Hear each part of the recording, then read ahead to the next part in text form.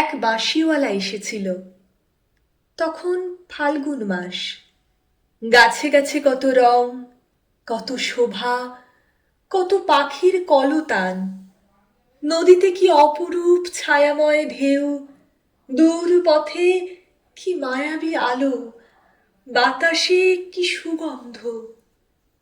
এক বাঁশিওয়ালা এসেছিল। তার বাঁশির সুর মোমের আলোর মতো স্নিগ্ধ, তার বাঁশির শব্দ পাতা ঝরার মতো পেলব। তার বাঁশি কি করুণ, কি মোহময়। সে এসেছিল, জানলার পর্দা উড়ল হাওয়ায়, দুয়ারের আগল গেল খুলে, বাগানের গাছের পাতার ডালে ছড়িয়ে পড়ল প্রজাপতির মতো রঙিন গান। আমার তখন অনেক কাজ, অনেক ঘর সংসার, সমাজ পরিবার, দায় দায়িত্ব, অনেক অনেক।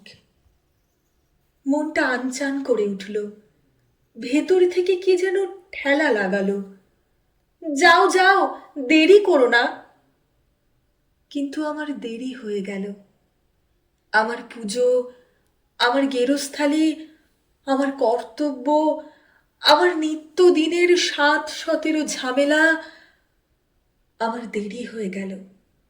যখন সব সেরে সব চুকিয়ে ছুটে গেলাম বাইরে, বড় দরজাটারও বাইরে, রাঙা ধুলোর বিষণ্ণ পথে তখন বাঁশিটি পড়েছিল, ভাঙা, সুরহীন, স্তব্ধ। গোধূলির সোনালি আলোয় বাঁশিটিকে মনে হলো যেন এক ঝরা পাতা বুঝি। আমি আমার সবটুকু দিয়ে বাঁশিওয়ালাকে খুঁজলাম।